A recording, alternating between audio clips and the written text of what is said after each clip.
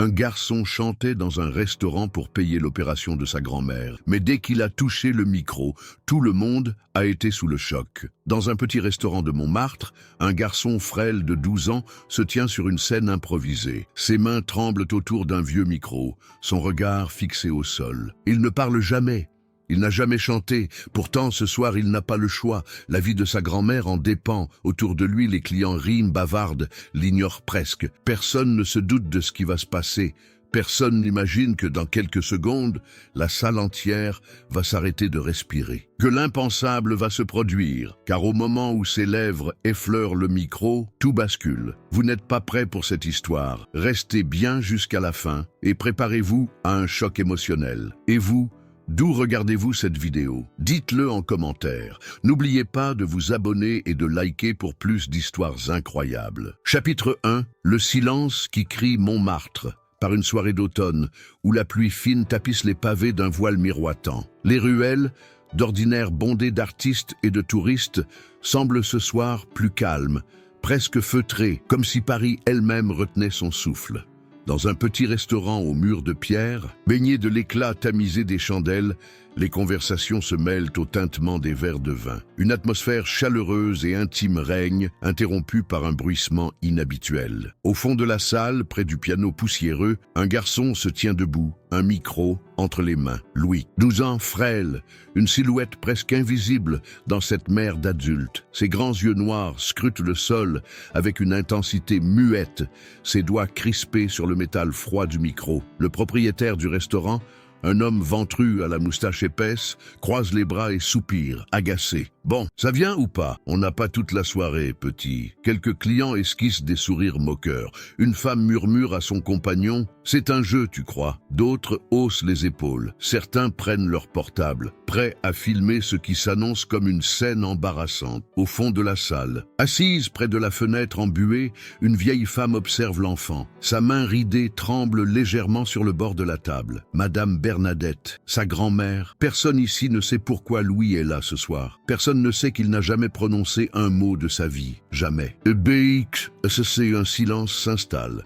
Louis ferme les yeux. Il inspire profondément. Le micro crépite sous la pression de ses doigts. Puis, il ouvre la bouche. Et ce qui en sort fige tout le restaurant. Une voix, mais pas une voix ordinaire. Une voix qui semble jaillir d'un autre temps, d'un autre monde. Un chant vibrant, d'une clarté cristalline, chargé d'une émotion si brute qu'il semble fendre l'air en éclats invisibles. Le propriétaire du restaurant, qui s'apprêtait à l'interrompre, laisse sa main retomber mollement. Une serveuse, en train de remplir une carafe d'eau, reste immobile, la goutte suspendue au bec du récipient. Un couple qui discutait à voix basse s'interrompt, la bouche entr'ouverte. Ce n'est pas une simple chanson, c'est un cri d'âme, une mélodie si pure qu'elle semble contenir en elle toute la peine du monde. Une femme au premier rang fond en larmes. Un homme en costume, qui dînait en consultant distraitement son téléphone, redresse la tête, l'air abasourdi. Les secondes s'étirent comme du verre soufflé. Au fond de la salle, Bernadette tremble de tout son corps. Son visage se décompose. Son regard brille d'une terreur muette. Puis, son souffle s'emballe. Elle porte une main tremblante à sa poitrine, ses lèvres s'entr'ouvrent, cherchant de l'air. Elle bascule. Un bruit sourd résonne lorsqu'elle s'effondre sur le sol. « Mémé !» hurle Louis, lâchant le micro qui tombe avec un grésillement strident. Les clients se lèvent d'un bond. Un cri fuse. « Appelez une ambulance !» Louis se précipite vers elle, le cœur battant à rompre. Mais avant qu'il puisse l'atteindre, une main puissante s'abat sur son épaule. Il se retourne, les yeux écarquillés. Derrière lui, un homme en costume sombre le fixe avec une intensité troublante. Un visage marqué par les ans, des yeux d'un gris perçant, une voix grave, maîtrisée, mais tremblante d'une étrange émotion. « Il faut qu'on parle, Louis. Maintenant, chapitre 2, secret enterré. Le sol du restaurant est un chaos d'ombres en mouvement. Des chaises raclent contre le parquet, des clients murmurent, certains filment discrètement la scène avec leur téléphone. Le propriétaire, habituellement si prompt à se plaindre, est resté bouche bée. Louis, lui, ne bouge pas. Il fixe l'homme en costume sombre qui serre toujours son épaule. L'homme semble troublé, comme s'il voyait un fantôme. Il l'observe avec trop d'insistance, avec une émotion étrange dans le regard, quelque chose entre la stupeur et la reconnaissance. Mais Louis n'a pas le temps d'y penser. Mémé, il repousse violemment la main de l'homme et se précipite à genoux auprès de Bernadette. Son corps fragile repose sur le sol froid. Sa poitrine se soulève péniblement sous sa robe en laine. Elle fait une crise, s'écrie une femme derrière lui. Un serveur s'agenouille et tapote la joue de la vieille dame. « Madame, vous m'entendez ?» Ses paupières tremblent. Ses lèvres remuent faiblement. Elle tente de parler, mais aucun son ne sort. Et puis, tout à coup, un murmure ténu franchit ses lèvres blanchies. Un nom. Gabriel, Louis frissonne. Il n'a jamais entendu ce nom auparavant. Il regarde sa grand-mère, mais ses yeux sont déjà mi-clos. Un spasme secoue ses doigts avant qu'elle ne perde connaissance. « L'ambulance arrive !» crie quelqu'un à travers la pièce. La sirène résonne au loin, un hurlement qui semble fendre la nuit parisienne. Bah! Les fantômes du passé, hôpital de la Pitié-Salpêtrière, Paris. La chambre est blanche, trop blanche. Une odeur de désinfectant flotte dans l'air, se mêlant aux effluves de café provenant du couloir. Louis est assis dans un fauteuil trop grand pour lui, les genoux ramenés contre son torse. Il regarde Bernadette, elle dort, reliée à une machine qui émet un bip régulier et rassurant. Il aurait dû écouter. Elle lui avait interdit de chanter, lui avait supplié de ne jamais le faire. Il pensait que c'était par peur de l'échec, par souci qu'on se moque de lui. Mais non, son regard paniqué avant de perdre connaissance lui hante encore l'esprit. Pourquoi avait-elle si peur? Le nom qu'elle avait prononcé résonne encore dans sa tête. Gabriel. Il n'a jamais entendu Bernadette parler d'un Gabriel. Qui était-il? L'intrus. Un bruit dans le couloir le tire de ses pensées. L'homme en costume est là. Il est adossé à l'embrasure de la porte. Les bras croisés, ses yeux gris perçants fixant Louis comme s'il cherchait à le déchiffrer. « Tu t'appelles Louis, n'est-ce pas ?» Aucune réponse. Louis ne parle pas. Il baisse la tête, fixant ses baskets usées. L'homme ne se démonte pas et avance lentement dans la pièce. Son pas est précis, calculé. Il s'arrête à quelques mètres du fauteuil de Louis. « Je m'appelle François Marceau. » Un silence. L'homme hésite, cherchant ses mots. « J'ai connu ton père. » Un électrochoc. Louis redresse brusquement la tête. Ses yeux noirs s'agrandissent sous l'effet du choc. « Mon père ?» Il secoue la tête, nerveux. Il n'a pas de père. Il n'en a jamais eu. Bernadette lui a toujours dit qu'il était parti avant sa naissance. Alors pourquoi cet homme ment-il? Je suis sûr que Bernadette ne t'a jamais parlé de lui, continue François en observant la vieille dame inconsciente. Mais elle aurait dû. Il sort un portefeuille de la poche intérieure de sa veste et en tire une photo jaunie par le temps. Il l'attend à Louis, un homme, la trentaine, souriant, un visage fin, une mâchoire ciselée, un regard intense. Ce qui frappe Louis, ce n'est pas la ressemblance, c'est l'aura. Cet homme sur la photo dégage quelque chose d'indéfinissable, quelque chose qu'il reconnaît. Et puis, il voit la signature en bas de la photo. Gabriel Morel. Son souffle se coupe. C'était un homme extraordinaire, murmure François. Il avait un don, comme toi, une malédiction partagée. Louis sent une boule d'angoisse se former dans son estomac. Il ne veut pas entendre ça. François s'accroupit devant lui et plonge son regard dans le sien. Ah, ton père était un chanteur. Le cœur de Louis manque un battement. Et il est mort juste après avoir chanté pour la dernière fois. Un silence assourdissant s'abat sur la pièce. François pose une main sur son épaule. Son regard grave. « Écoute-moi bien, Louis. » Il marque une pause, mesurant ses mots. « Si tu chantes à nouveau, tu finiras comme lui. » Pip, pip, pip. La machine cardiaque de Bernadette s'accélère brutalement. Son corps tremble légèrement sous les draps. Ses paupières frémissent. Puis, dans un souffle, ses lèvres s'entr'ouvrent à peine. Un murmure fragile, mais distinct. « Ne chante pas !» Et elle retombe dans l'inconscience. Chapitre 3. La voix interdite. L'hôpital n'a jamais semblé aussi silencieux. Seul le bip irrégulier de la machine cardiaque de Bernadette trouble l'air lourd.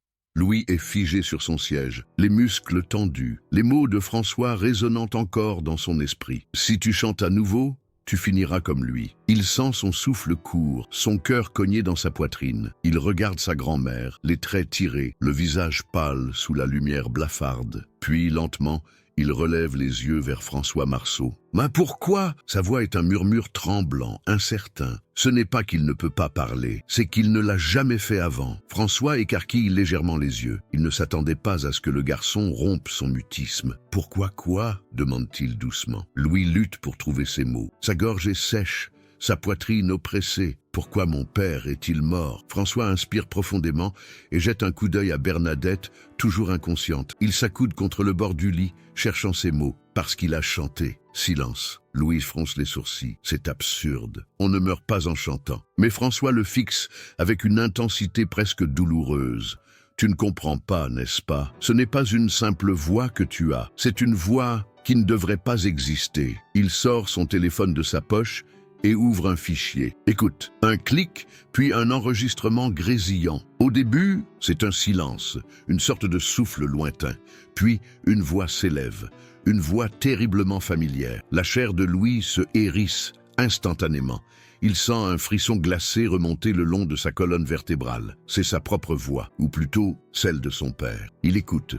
Figé, une voix puissante, vibrante mais surtout chargée d'une émotion écrasante. Chaque note semble cacher quelque chose de plus profond, quelque chose d'indescriptible. Puis, soudain, un bruit brutal, un cri, un silence effrayant, et puis plus rien. L'enregistrement se coupe. François verrouille son téléphone et le range. C'était la dernière chanson de ton père. Louis serre les poings. Il ne comprend pas. Qu'est-ce que ça signifie? Mon père a eu un accident?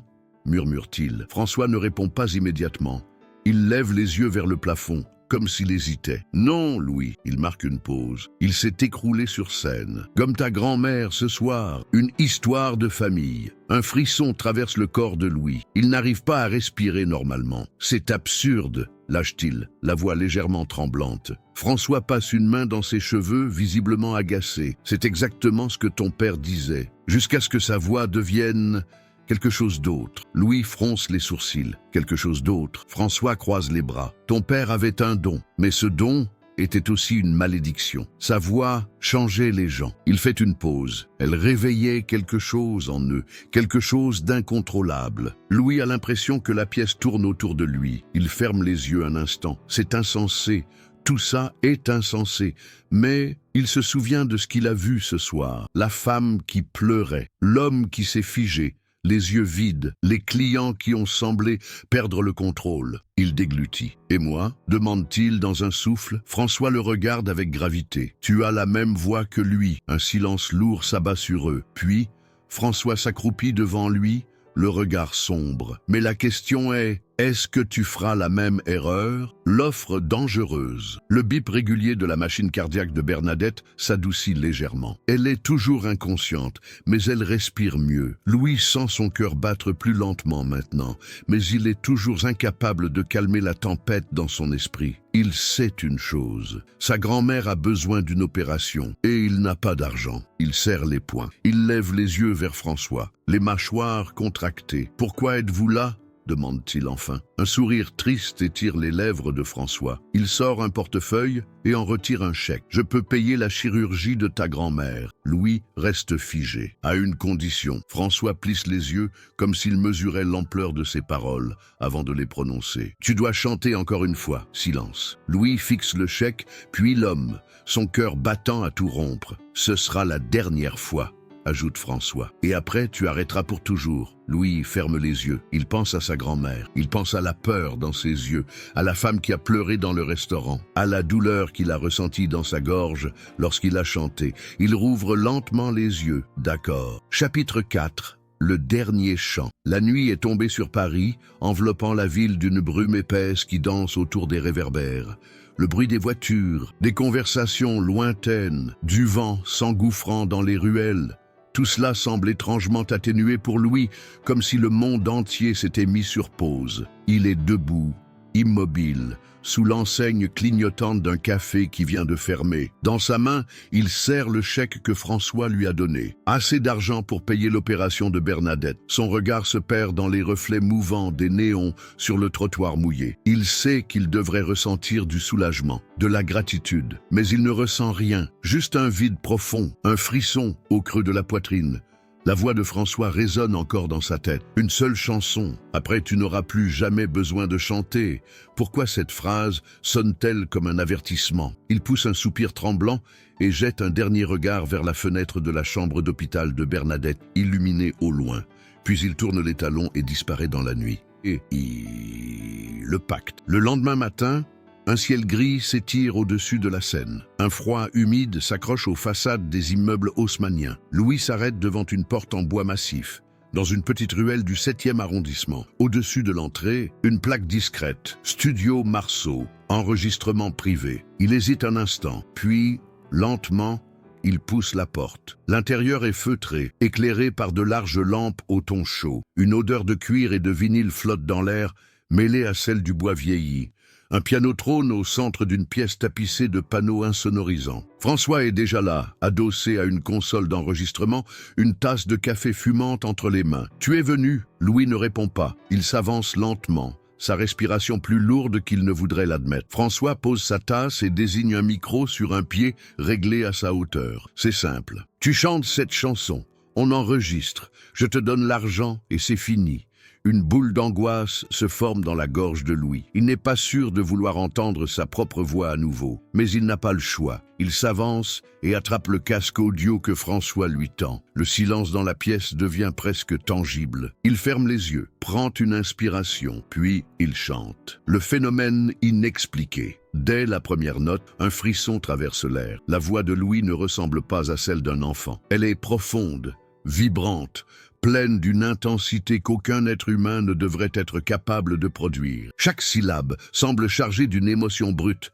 presque douloureuse. François, pourtant un homme qui a entendu des milliers de voix dans sa carrière, pâle instantanément. Quelque chose ne va pas. Il regarde l'écran de la console. Le son est trop fort. Trop pur. Ce n'est pas normal. La tasse de café qu'il tenait encore tremble légèrement. Puis il sent quelque chose. Un poids sur sa poitrine, comme une pression invisible, écrasante. Il porte une main à son cœur, surpris par la sensation. Un vertige monte en lui. Il comprend soudainement. La voix de Louis absorbe quelque chose de lui. Son souffle devient court. Il vacille légèrement. S'agrippe au bord du bureau. Il doit l'arrêter, maintenant. Mais quand il ouvre la bouche pour parler, il n'a plus de voix. La tragédie Louis, lui, ne remarque rien. Il est perdu dans le chant, les yeux fermés, comme s'il était dans un autre monde. Le studio entier semble vibrer sous l'intensité de sa voix. Les murs insonorisants ne suffisent plus. À l'extérieur, des passants s'arrêtent dans la rue, fascinés par quelque chose qu'ils ne comprennent pas. Des larmes coulent sur certains visages. Un homme pose une main sur sa poitrine, haletant, et puis, soudain, Louis s'arrête. Il rouvre les yeux. Le silence retombe brutalement, comme une lame tranchante. François est adossé au mur, les yeux agrandis par la peur. Il essaie de parler, mais aucun son ne sort de sa bouche. Louis écarquille les yeux. Qu'est-ce qui vient de se passer? Une vérité terrifiante. François, tremblant, attrape un stylo et un carnet posé sur la console. Il écrit rapidement quelque chose et tend la feuille à Louis. « Tu as pris ma voix !» Louis sent une vague glacée lui parcourir le dos. « Quoi ?» François écrit encore. Ses mains tremblent. « C'est ça. Le pouvoir de ta voix. Elle ne fait pas que toucher les gens. Elle les consume. » Louis recule d'un pas. Il recule, le souffle court. Ce n'est pas possible. Ce n'est pas réel. Il regarde François, l'homme qui quelques minutes plus tôt parlait normalement et qui maintenant est muet. Son ventre se tord. Il repense à son père, à ce que François lui avait dit. Gabriel Morel est mort après avoir chanté pour la dernière fois. Mais si ce n'était pas la chanson elle-même qui l'avait tué? Et si c'était autre chose? Et si c'était sa voix qui l'avait vidé de son énergie, de son essence, jusqu'à ce qu'il ne reste plus rien de lui? Une panique sourde monte en lui. Il doit sortir d'ici. Il arrache le casque de sa tête, recule précipitamment et se précipite vers la porte. « Louis !»